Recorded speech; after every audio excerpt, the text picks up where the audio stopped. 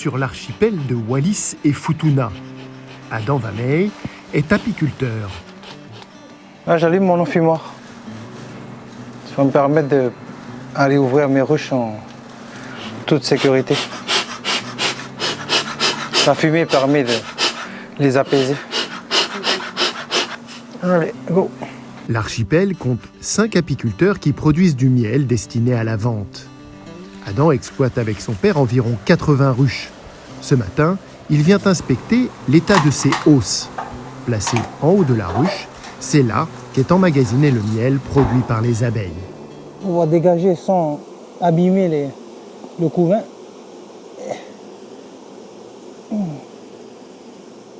Et là, on découvre encore un beau cadre de miel. Mais ce miel n'est pas prêt pour la récolte. Il va servir de nourriture pour le développement de la ruche. Si elles ont la nourriture en profusion, en 3 jours, elle peut te remplir une hausse. En 3 jours, elle peut te remplir une hausse qui ne va être pas operculée et après, elles vont travailler à ventiler pour déshumidifier et l'operculer pour qu'elles arrivent comme tout à l'heure, le miel operculé, qui gage que le miel est bien arrivé à 18%.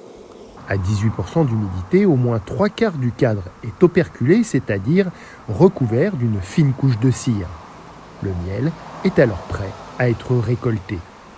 Ici à Wallis, on est sur un miel toute fleur.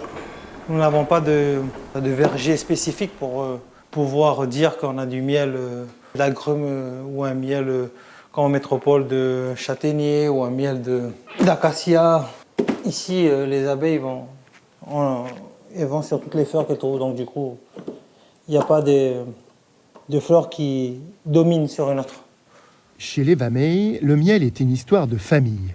On était un peu les pionniers du miel sur Wallis, et en voyant mon grand-père faire, mon père, les difficultés dans lesquelles ils étaient, j'ai voulu apporter ma pierre à l'édifice en modernisant ce travail. On a commencé avec des moustiquaires et sans maturateur, on pressait le miel à la main. Et en revenant après les études, je me suis dit qu'il fallait pérenniser cette activité que mon grand-père nous avait laissée en gros. Et c'était plutôt sentimental cette histoire-là. C'était un hommage pour mon grand-père. Après avoir suivi une formation en apiculture, Adam a fait construire un vrai laboratoire avec du matériel moderne pour pouvoir produire un miel de qualité. Aujourd'hui, le père et le fils vendent leur miel à Wallis, mais ils aimeraient pouvoir produire 5 tonnes par an afin de l'exporter. Aujourd'hui, on a réussi à avoir les agréments pour pouvoir exporter dans l'Union européenne. On peut exporter aujourd'hui vers la métropole. Par contre, nous, ce qu'on vit, c'est les alentours, quoi. Par exemple, la Nouvelle-Calédonie. À l'heure actuelle, on n'a pas encore la possibilité de pouvoir exporter, mais on aimerait toucher cette population wallisienne qui est sur la Nouvelle-Calédonie. Et je pense que ce serait une aubaine pour nous d'avoir cet agrément pour pouvoir exporter et puis par là, faire promouvoir notre île. Pour soutenir la filière apicole de Wallis et Futuna, de Nouvelle-Calédonie et de Polynésie française, le projet Protège, financé par l'Union européenne et mis en œuvre par la CPS, met en place des actions sur tous ces territoires pour faire du miel l'élixir du Pacifique.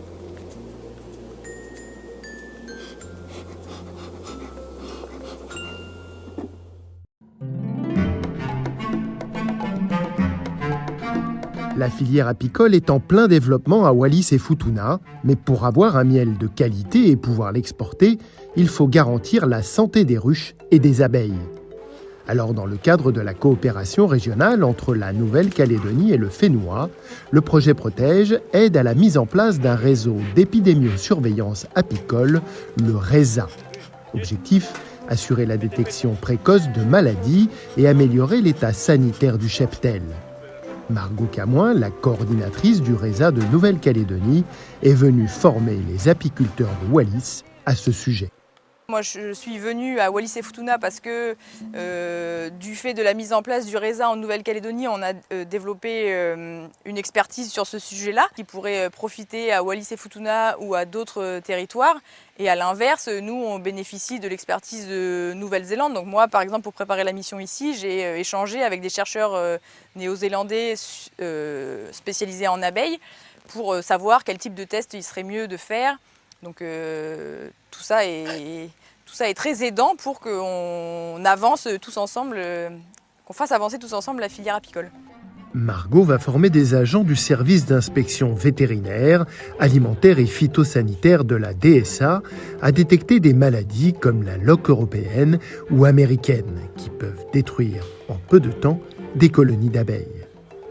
Qui c'est qui se rappelle quel est l'âge d'une larve qui peut être atteinte de loque européenne, par exemple?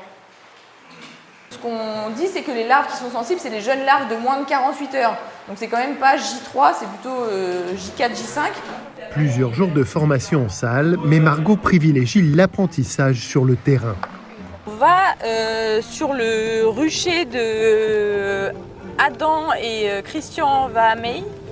On y va avec tous nos futurs potentiels agents sanitaires apicoles pour les mettre en situation et qu'ils fassent comme s'ils réalisaient une vraie visite sanitaire. Les futurs agents vont vérifier que l'apiculteur suit les bonnes pratiques d'entretien d'un rucher, comme éviter les zones trop humides ou exposées au vent, mais aussi vérifier l'état des ruches. Et niveau entretien des ruches, on va aller le voir, ils sont propres. enfin, non, des caisses, ouais. D'extérieur, elles ont l'air propres. Elles ont l'air propres. Y a pas elles n'ont pas l'air toutes vermoulues avec des entrées anarchiques sur l'arrière de... Puis il y a des planches en plastique, donc c'est quand même plutôt un avantage pour la propreté et puis les risques thermiques. Pour Christian Vamet, le propriétaire de la ruche avec son fils Adam, produire un miel de qualité est aussi une question de santé publique. Pour moi, c'est avant tout le bien-être. C'est d'abord se soigner par les abeilles. Moi, ma famille, mes amis, et ça fait plus d'une dizaine d'années, nous avons eu l'idée que le Wallisien et le Futunien puissent consommer du bon miel. Pas du sucre saccharose, mais du bon miel. Et nous avons réussi petit à petit à le faire. Et il est là pour moi la signification de produire le miel. La question économique, bien sûr, elle va de soi. Mais le début, c'était le bien-être de soi. Margot profite de l'atelier pour réaliser des prélèvements d'abeilles qui vont alimenter l'étude sur l'état sanitaire du cheptel apicole de Wallis. Un cheptel qui, avec 2 ans d'antériorité, ne présente aucun résidu de métaux lourds, pesticides ou antibactériens. Vers le bas ou vers le haut, quand c'est comme ça? Vers le bas sur les abeilles et vers le haut, c'est si elles se groupent grappées sur le bois. Yes. Parfait. Et du coup, il y a un marqueur noir. Tu peux marquer, du coup, nous, c'est la 9. Margot va également pratiquer des tests sur place pour détecter la présence de varroa. Le varroa est un acarien parasite des abeilles qui est assez problématique et qui est incriminé dans le déclin des populations d'abeilles dans le monde puisqu'il consomme notamment les corps gras des abeilles qui sont un peu l'organe de l'immunité, de la détoxification et ce qui les rend plus sensibles au virus. Donc on va voir du coup sur des colonies infestées par le varroa des signes cliniques de virose qu'on ne verrait pas sur des colonies qui ont des virus mais qui ne sont pas infestées par le varroa. Parce que le varroa donc affaiblit les colonies et en plus inocule éventuellement des nouveaux virus. Pour détecter le varroa, il existe plusieurs techniques. Aujourd'hui, c'est celle du bee shaker qui est pratiquée. Des abeilles sont prélevées dans un récipient contenant du sucre glace.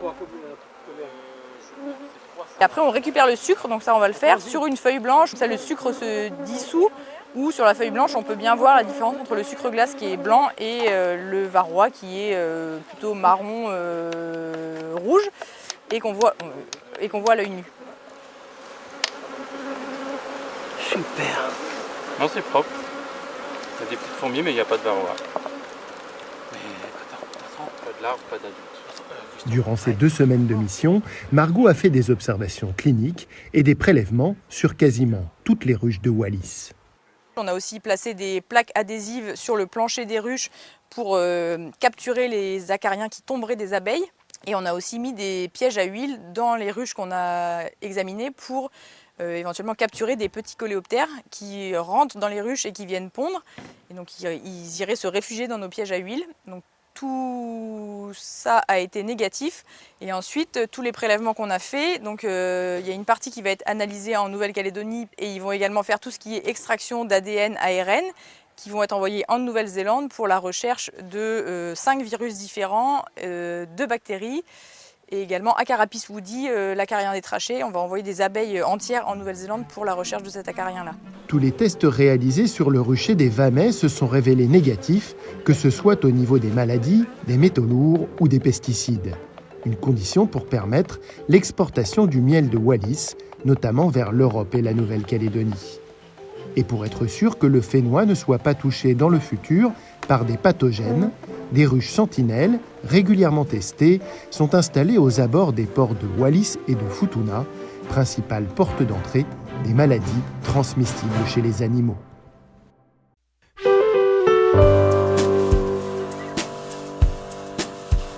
Direction la Nouvelle-Calédonie. L'archipel compte près de 1200 ruchers et produit environ 160 tonnes de miel par an. Le territoire est encore indemne des principaux ravageurs d'abeilles, mais la veille sanitaire y est quotidienne. Elle est assurée par le Centre de promotion de l'apiculture de Bourail, qui travaille notamment sur l'amélioration génétique des abeilles pour les rendre plus résistantes aux maladies. C'est Romain Guette qui est en charge de ce programme. 6 apiculteurs lui ont confié des reines vierges. Objectif, les féconder par insémination en laboratoire pour créer des lignées plus performantes. Là, on vient récupérer les reines vierges qui sont nées il y a 5-6 jours dans ces petites colonies. Et on vient du coup, on va les mettre en cage, dans ces petites cages qui sont là. On les met en cage, après on les laisse dans leur colonie. Et comme ça, on peut venir les récupérer tout au long de la matinée pour pouvoir les inséminer. En sachant que les reines vierges à 7 jours, elles sont assez excitées, donc c'est des individus qui peuvent se déplacer très vite. Et donc là, on va chercher, c'est un peu un travail d'orfèvre. On va regarder, on regarde chaque cadre. Attention. Donc là, a priori, quand on voit que les abeilles, elles sont bien fixées dans la colonie, ça veut dire que la reine vierge, elle est là.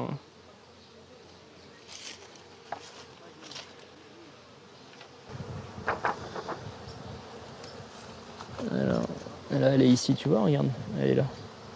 Tac, on va la faire monter. Tac, voilà elle. Tu vois, une petite reine bien noire là. Donc voilà, là du coup, je vais juste la prendre. Je la mets dans sa petite cage. Hop. Hop. Je fais gaffe qu'elle se barre pas. Donc là, voilà, elle est ici, elle est tranquille. Et là, en fait, vu que j'ai une colonie qui est pas mal peuplée, en fait, la reine, je vais la laisser ici pendant la matinée. Là. La colonie dont la reine en fait est la maman de celle que je viens de capturer là, elle était intéressante parce que du coup c'est une colonie qui était intégrée à notre programme de sélection et qui présentait les critères en fait qu'on recherche avec les collègues apiculteurs avec qui on travaille. C'est-à-dire en fait que c'était une souche qui était relativement douce. La douceur, c'est notre capacité de travailler avec les abeilles sans trop se faire piquer. Résistante aux maladies, donc nettoyeuse, et dont les filles avaient une bonne capacité de production de miel. Romain et Karim, venus d'Espagne pour se former en sélection génétique, vont maintenant collecter des mâles appelés faux bourdons pour récupérer leurs semences. Eux aussi proviennent de colonies résistantes aux maladies. Alors ces mâles, ils ont tous là à peu près entre 25 et 32-33 jours. Effectivement, ça, on est très vigilant là-dessus. On a tout un protocole de manipulation pour connaître donc l'origine des faux bourdons, des mâles, et connaître aussi leur âge. Parce que si on les prend trop tôt, eh ben, ils ne sont pas fertiles. C'est-à-dire que, tu vois, lui, il bouge bien quand je le saisis comme ça. Là. Si on les prend trop tôt, ils sont immatures, donc pas encore fertiles. Ils n'ont pas encore de semences dans leur système de reproduction. Et si on attend trop, eh ben, là, pour le coup, c'est l'inverse. Hein. Ils deviennent trop vieux et ils sont carrément mis dehors par les ouvrières. Hein. Une cinquantaine de mâles ont été sélectionnés pour les inséminations. Elles se déroulent au laboratoire. Première étape, recueillir la semence des faux bourdons. Ouais, lui, il est bon. Tac. Donc là, on a eu les versions complètes directement. Donc là, ici, en fait, on a l'endophallus complet du mâle. Hein. Et la goutte de semence qu'on va aller récupérer, c'est la petite goutte blanc-marron nacré qui est là, en haut. Là. Donc il y en a un tout petit peu. C'est ça qu'on va venir avec précaution récupérer avec le capillaire. Donc là, pour faire ça, je me mets sous la binoculaire. Hein. Je viens en contact et je viens doucement aspirer ça. Hop, super. La reine est endormie avec du CO2 avant l'insémination. Donc le CO2, du coup, c'est pas nocif pour un insecte comme ça. Ça va simplement, du coup, ça va l'endormir. Et ici, du coup, tu vas avoir l'endormissement. Tu vois, elle palpite un peu. Tac, elle se retrouve sur le dos. Légère vibration. Et là, c'est bon. Là, elle dort. L'endormissement évite toute souffrance et favorisera la ponte. Une fois endormie, la reine est positionnée sous la loupe binoculaire. L'insémination peut commencer. Et là, je vais venir en fait tenir le dard d'un côté. Ça me permet en fait d'ouvrir la chambre vaginale. En 2021, 280 reines ont ainsi été fécondées. Hop. Impec. En Nouvelle-Calédonie, on n'a pas de varroa, on n'a pas de frelons asiatiques, on n'a pas ce type de parasites ou d'autres espèces qui sont vraiment destructrices pour les colonies. Par contre, on a quand même une flopée de virus qui sont présents et on a surtout 2 maladies bactériennes qui sont la loque américaine et la loque européenne.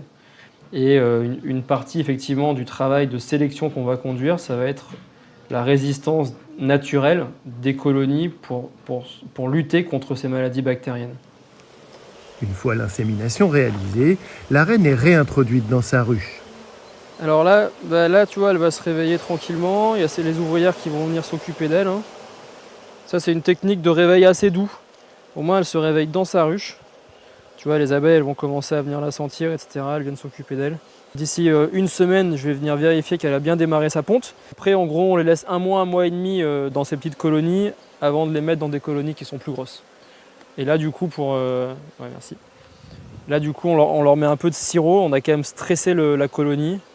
Du coup, on leur met un petit peu de nourriture. Grâce à cette sélection génétique et à son réseau d'épidémiosurveillance, la Nouvelle-Calédonie résiste pour le moment aux calamités apicoles.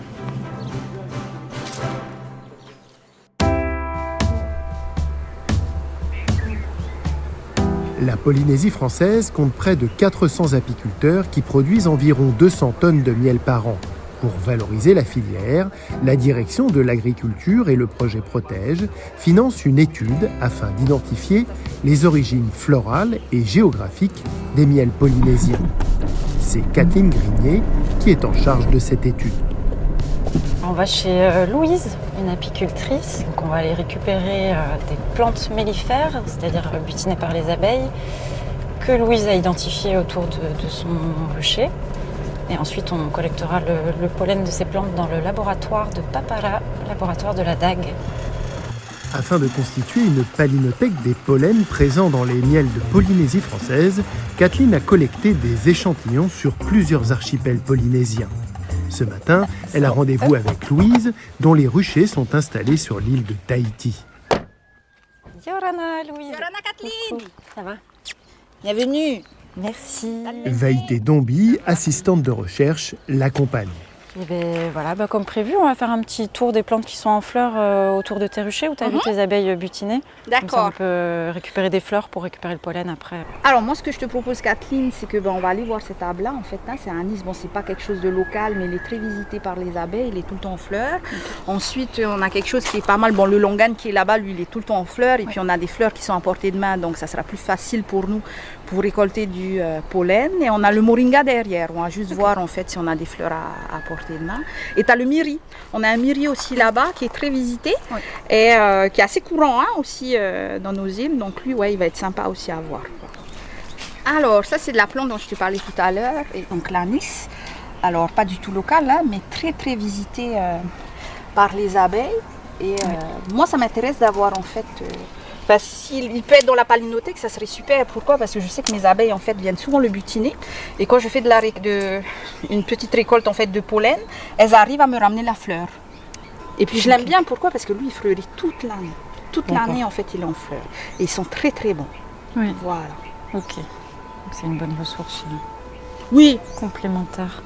En répertoriant ces grains de pollen, ça permet ensuite de les identifier dans les analyses qu'on fait des miels et de retracer en quelque sorte la plante qui a été butinée et qui compose en partie ce miel, d'une part, et puis d'autre part, de répertorier les ressources alimentaires des abeilles. C'est des données importantes pour les apiculteurs aussi pour mieux connaître l'alimentation de leur cheptel, pour gérer leur élevage. Le jardin de Louise comporte une très grande variété d'arbres fruitiers, l'un des secrets qui lui a permis de gagner 2 fois le concours du meilleur miel polynésien. Le papayer est très mellifère. Là, juste derrière, c'est un corosol. Ensuite, il y a un citronnier. Puis là, voilà, ça chez moi, c'est un combava. Là, derrière et tout, tu as le cava. Le cava, il est très prisé. Là, plus loin, en fait, je vais avoir même un ilan. Du coup, en fait, j'ai un grand jardin fruité sur cette zone-là qui me permet ici de faire en fait un miel avec une complexité aromatique qui est juste exceptionnelle, et tout.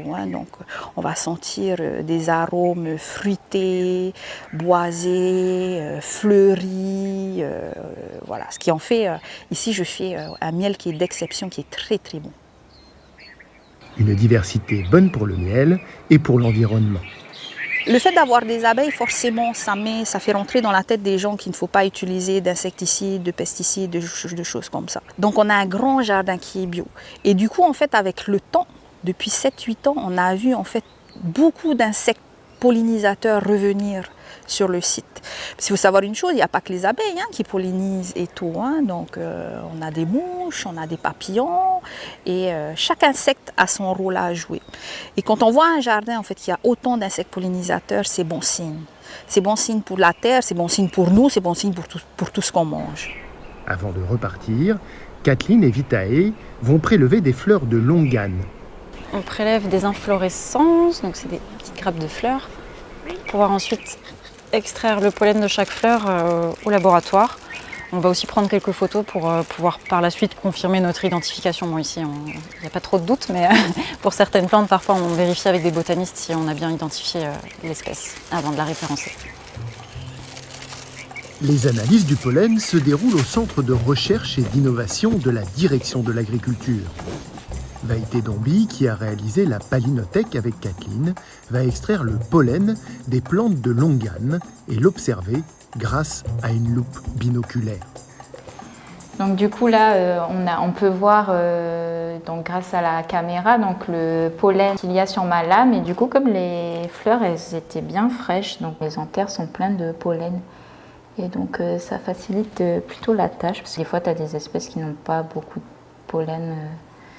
Donc c'est un peu plus difficile. Mais cette espèce, ça va, c'est pas trop compliqué. Chaque espèce végétale a un grain de pollen qui a une forme, une morphologie qui lui est propre. Donc c'est un peu comme sa carte d'identité. Donc c'est pour ça qu'on va utiliser en fait la description du grain de pollen, de son apparence, de sa paroi, sa forme, s'il y a des trous, combien, etc. Et en fait tout ça, ça nous permet d'identifier l'espèce dont il est issu, en fait, la provenance végétale, botanique. Ce grain de pollen et sa description vont rejoindre la palinothèque constituée par Vaïté et Kathleen. S'il est retrouvé dans un miel, cela permettra d'affirmer que ce dernier est en partie issu de fleurs de longane. Une centaine de pollens sont déjà référencés. On a de la famille des Arécacées, donc c'est le cocotier, Cocos nucifera, tous les palmiers. Ça, on en retrouve dans de nombreux miels, un peu dans toute la Polynésie.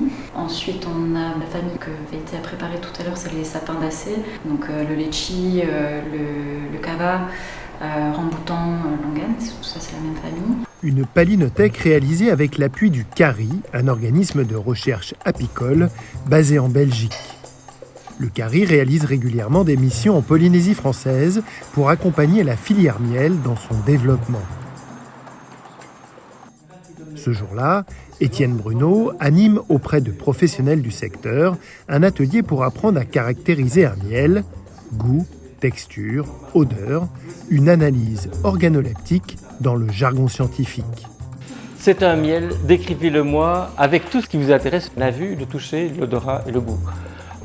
Comme pour une dégustation de vin, les participants doivent noter toutes les sensations stimulées chez eux par le miel. Il a une odeur de sucre, de caramel, et il est fruité, je trouve aussi. C'est une texture qui est à la fois lisse, c'est très lisse dans la bouche, et ça tapisse. Il n'est pas liquide, il passe pas tout de suite, quoi. Donc il est assez enveloppant. Louise, l'apicultrice chez qui Kathleen a prélevé du pollen, participe à la formation. Alors moi j'ai mis légèrement boisé, des notes chaudes. J'ai senti la note d'amertume sur la fin, ça picote en fait. Ensuite en fin de bouche et tout, ça reste au fond de la gorge. Je ne dirais pas fleuri, mais légèrement fruité. Voilà. Pour moi, ce qui marque le plus, c'est le caractère fruité. C'est ça qui domine. Puis vient le caramel et vient l'épicé aussi.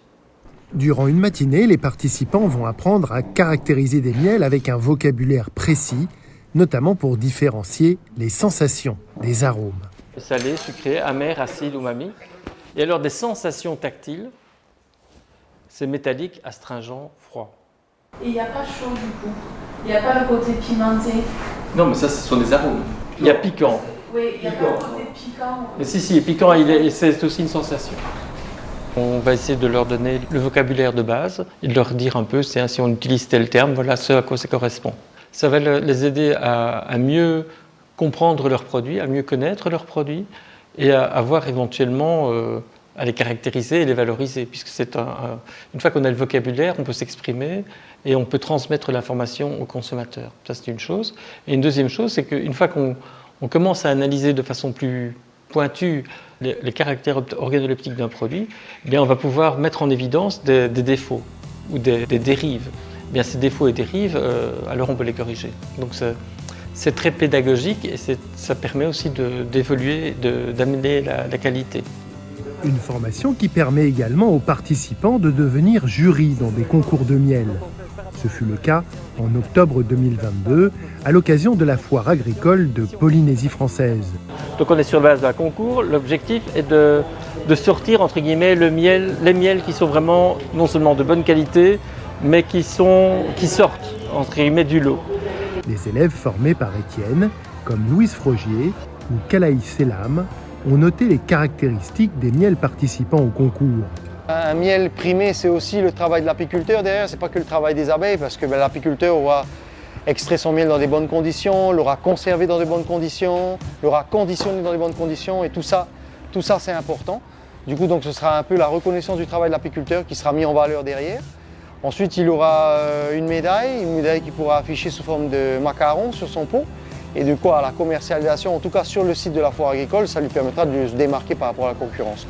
Lors de cette édition, c'est l'apicultrice Linéa Desmarquises qui a gagné les 2 premiers prix en miel foncé et clair. En accompagnant les apiculteurs de Polynésie française, de Nouvelle-Calédonie et de Wallis-et-Futuna, le projet Protège soutient une filière économique durable et les services écosystémiques rendus par les abeilles, une composante majeure de la transition agroécologique.